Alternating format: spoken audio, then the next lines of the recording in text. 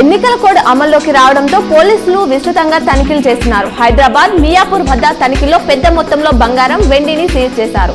సరైన పత్రాలు, బిల్లులు లేకుండా 27.5 కేజీల బంగారం, 15.5 కేజీల వెండిని తరలిస్తున్న ముగ్గురిని అరెస్టు చేశారు.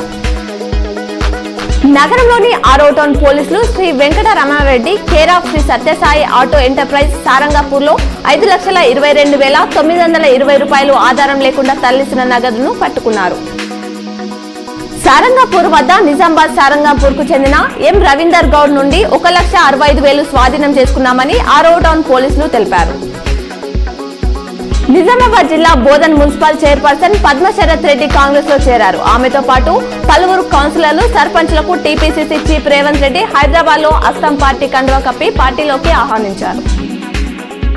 అసెంబ్లీ ఎన్నికల్లో బీఆర్ఎస్ కు కాంగ్రెస్ అసలు పోటీయే కాదని ఎమ్మెల్సీ కల్వకుంట్ల కవిత స్పష్టం చేశారు. ఇక బీజేపీ 19 సీట్ల డిపాజిట్ కోల్పోవడం ఖాయమని చెప్పారు. కాగా బీఆర్ఎస్ పార్టీ మేనిఫెస్టోను చూసి కాంగ్రెస్ బీజేపీ పార్టీలో గుబులు మొదలైందని, ఆ పార్టీల మైండ్ బ్లాక్ అయిందన్నారు.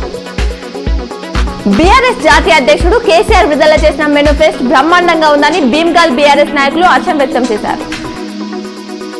సినీ నిర్మాత దిల్ రాజు తండ్రి శ్యామ్ సుందర్ రెడ్డి ఇటీవలే స్వర్గస్థులైన సందర్భంగా ఈ రోజు వారి స్వగృహానికి వెళ్లి వారి తండ్రి చిత్రపటానికి పూలమాలలు వేసి నివాళులర్పించి దిల్ రాజు వారి కుటుంబ సభ్యులను నిజామాబాద్ గ్రామీణ నియోజకవర్గ శాసనసభ్యులు బాచిరెడ్డి గోవర్ధన్ పరామర్శించారు. అసెంబ్లీ ఎన్నికల నేపథ్యంలో మోర్తాడు మండల కేంద్రంలో పోలీసులు వాహనాలు తనిఖీలు నిర్వహిస్తున్నారు. ఎస్ఐ అనిల్ రెడ్డి తెలిపిన వివరాల ప్రకారం 63వ జాతీయ రహదారిపై తనిఖీలు నిర్వహించగా 2,50,000 రూపాయలు నగదును స్వాధీనం చేసుకున్నామన్నారు. ఇందల్వాయిలో బీఆర్ఎస్ పార్టీ కార్యాలయాన్ని జెడ్పీటీసీ బాచిరెడ్డి జగన్ ప్రారంభించారు. నిజామాబాద్ లో ట్రాఫిక్ పోలీసులు ఆదివారం వాహనాలు తనిఖీలు చేపట్టారు. తనిఖీల్లో డ్రంక్ అండ్ డ్రైవ్ లో పట్టుబడ్డ 15 మంది వ్యక్తులపై traffic CI Chander Rathod case నమోదు చేసి సోమవారం టీటీఐ ఆఫీస్ లో 29 మందికి కౌన్సిలింగ్ నిర్వహించారు. నిజామాబాద్ జిల్లా ప్రభుత్వ కేంద్ర ఆసుపత్రిలో ఓ వృద్ధురాలు ఆసుపత్రిపై నుంచి పడి మృతి చెందింది.